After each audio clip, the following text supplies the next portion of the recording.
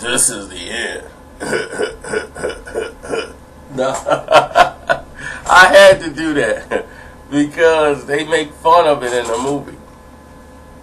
Now, This is the End is the comedy. Seth Rogan, Craig Robinson, Jonah Hill, every comedian in the world basically is in this movie. Even Kevin Hart has a cameo in here.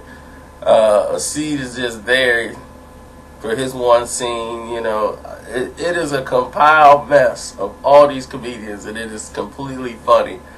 But you could tell Seth Rogan had something to do with the writing here.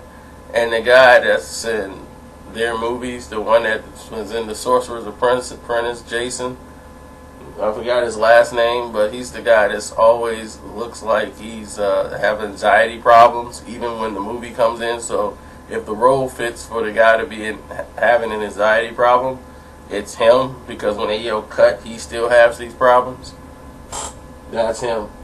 Well, I don't really want to go outside, and I don't know, and I don't know. It's to the store, and it's just so far away. It's like, why would they make a store so far away? I don't know if I should go. You know, that's him. Pessimistic about everything, complains about every single thing, and he was that in this movie. Everybody was basically how their characters was, or how you know them in movies. Like, everybody loves Jonah Hill. So in here, everybody loved Jonah Hill. Jonah Hill was the lovable guy. Like, he was just extra nice. And then Michael Cera was just wild and out of control. He was hilarious. And then there were like mini reunions all throughout the place. James Franco and Danny McBride and what's his name? Seth Rogen. They all did, like, he's like, dude, we should make a sequel to Pineapple Express. So they had like a little Pineapple Express moment. So that was quite interesting when all three of them were there. Then they had a Superbad reunion.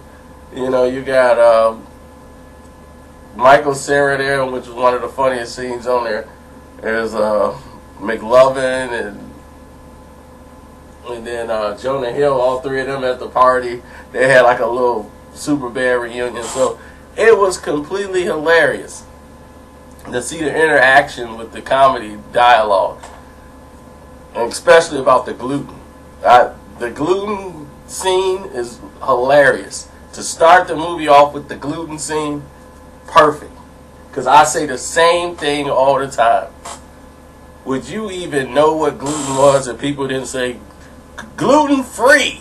It don't have gluten. How many of us actually know what gluten is? Totally hilarious.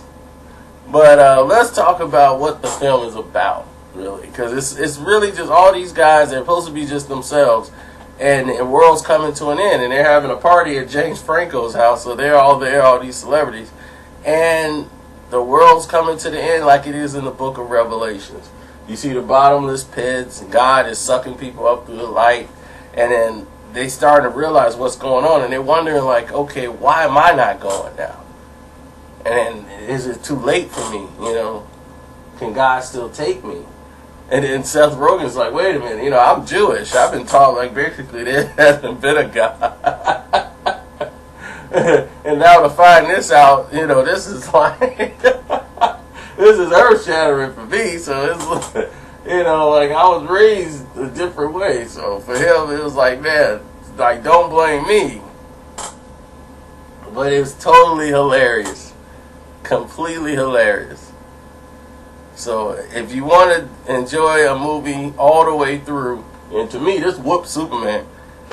As far as me going back to see a movie, I'm going back to see This Is the End.